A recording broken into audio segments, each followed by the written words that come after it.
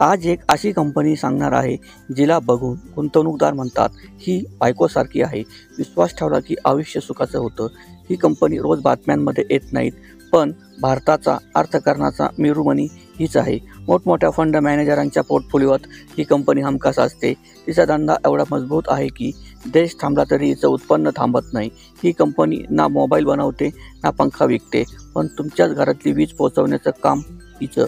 बँका, विमा कंपन्या, सरकारी खातं सगळ्यांचं चालणं हिच्यावरच अवलंबून आहे.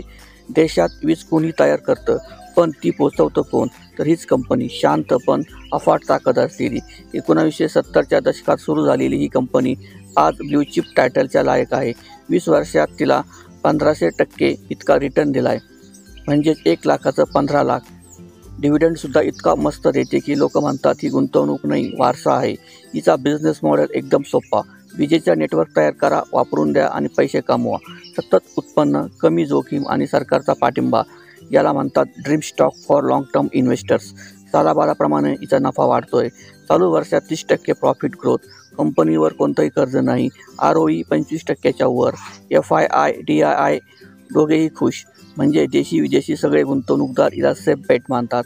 आता सस्पेन्स संपवतो. ही कंपनी म्हणजे power grid corporation of India. होय, हीच ती सरकारी कंपनी जी विजेचा कणा सांभाळते. तिचं काम म्हणजे वीज पोहोचवणं. जिथं निर्माण होतं तिथून घरोघरी, गावोगावी, शहरोगावी विजेसाठी हायवे तयार करणं म्हणजे पॉवर ग्रीड. कोणतीही उत्पादन कंपनी असो, पॉवर ग्रीड शिवाय वीज पोहोचणारच नाही. पॉवर ग्रीड म्हणजे नानांचं म्हणणं सोपं आहे. ही कंपनी म्हणजे गहाण ठेवलेली जमीन. संकट आलं तरी उपयोगी पडते. लॉंग टर्मसाठी पाहता ही कंपनी पोर्टफोलिओत असायलाच हवी.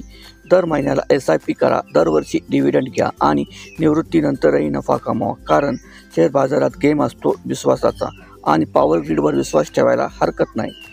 नफा हवाय का? मग ऐका निफ्टीचा नाना. लाईक करा, शेअर करा आणि सबस्क्राईब करायला विसरू नका. डिस्क्लेमर: हा व्हिडिओ केवळ शैक्षणिक आणि माहितीपर उद्देशाने तयार केलेला आहे. इथे दिलेली माहिती ही वैयक्तिक सल्ला नाही. शेअर बाजारात गुंतवणूक करताना जोखीम असते. गुंतवणूक करण्यापूर्वी तुमच्या आर्थिक सल्लागाराचा सल्ला जरूर घ्या. चॅनलवर चर्चा केलेले काही शेअर्स नानांच्या पोर्टफोलिओमध्ये असू शकतात. धन्यवाद.